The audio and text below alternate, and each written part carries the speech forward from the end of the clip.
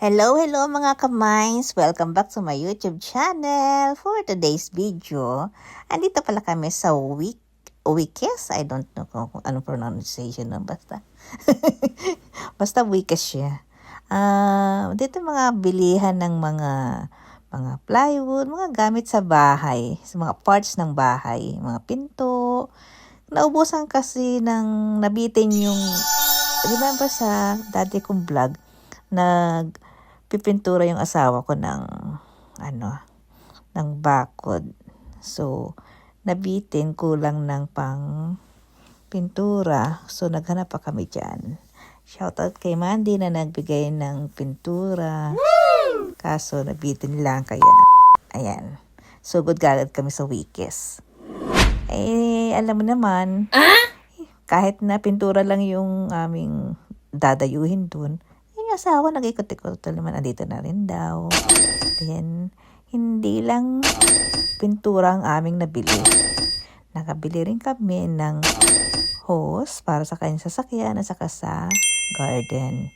Para nga naman hindi napatabo-tabo. Yun lang naman guys ang inano namin dito. Tapos nakakita rin siya ng foot stand. Kaya bumili din. Ayan, nakadami na naman ng kung ano na binili. Kung saan na naman yun umiikot. Kapag hindi mo yung pinigilan, nako, paano na naman yung pinagkukuhan yan. Yung mga cutter pa na nalalaman. Meron naman kami na cutter ng halaman. Ano ba naman niya yan? So, ayan na nga siya. Hindi maintindihan kung anong bibilhin. Lahat gusto bilhin. Okay! Imagine nga lang tayo, honey. Pigilan mo na sarili. Next time, balik tayo dyan. Yun. Sabi ko, yun na lang ang bilhin natin yung hose para makalimutan niya yung cutter. Kaya nga, ayan, nauto naman. Parang bata lang, no? Okay na rin sa kanya yun, at least, para sa kanyang hose. With pressure din ang bilhin namin, matibay na, para pang matagalan. Then after that, siyempre, alam mo naman, every time na lalabas, hindi pwedeng walang food trip. Yes, dahil malamig ang panahon. Maiba naman, nag-Cafinero naman kami. First time ko sa Cafinero, masarap yung kanila mga tinapay, yung mga binibake nila, in fairness. Tapos, itong in-order ko na cappuccino. Sobrang pait. Hindi ko sugat.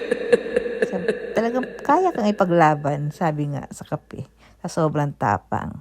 So, dahil nga hindi ko nagustuhan yung yung kape, yung kung ano yung order ni Happy, yun ang kinuha ko. Ang sa'yo na lang yan, honey. Akin na itong matcha mo. Sabi niya, dahil lagi na to si honey. Kung order ko, yun ang kinukuha. Sabagay, pwede naman share hanggang sa maubos. O, diba? I love you. Love it.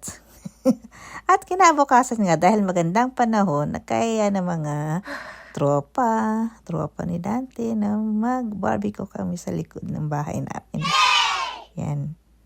Siyempre, bisibisihan ng lola mo. Akala ko nga kami-kami lang, konti lang. Pagdating ng mga bandang andyan na sila lahat.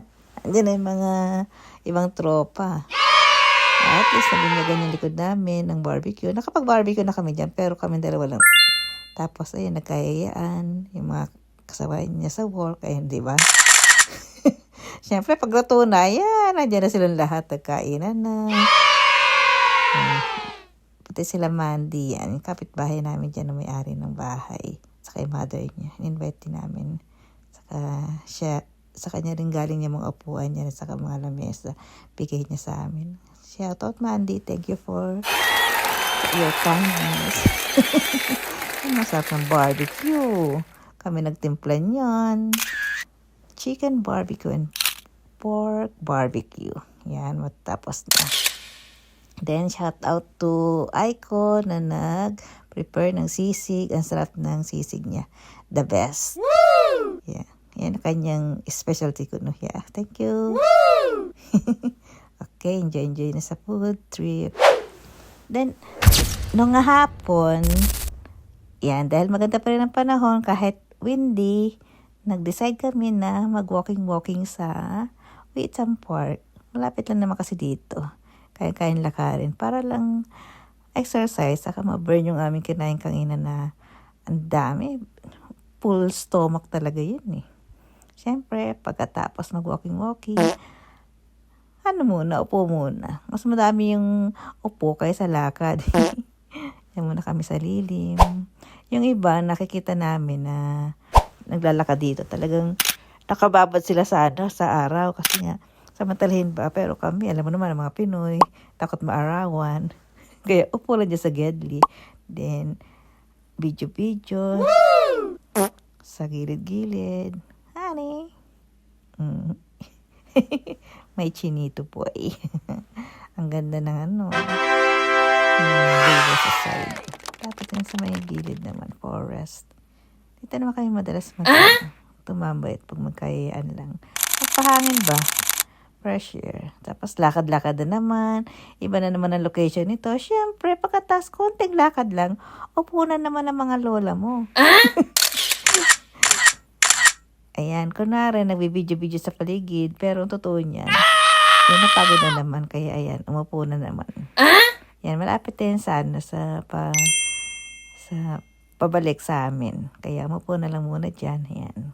Konting picture. Aura. Ang ganda ng puno, no? Bago pa yan magkalasag-lasag sa autumn. Matapos na yung mauubos ng dahon na magiging parang lang siya. As in punong walang dahon. Kasi nga after ng autumn, winter, wala na talaga siya.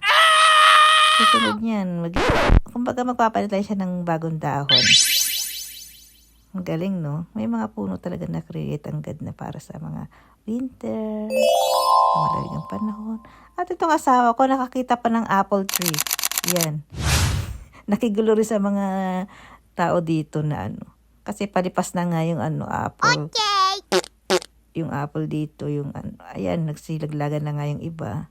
Iba nabubulok na sa puno. Kumuha siya, tinikman, masarap naman siya. In fairness. So, ayan. Sightseeing. While going home. Bye-bye. Bye, guys.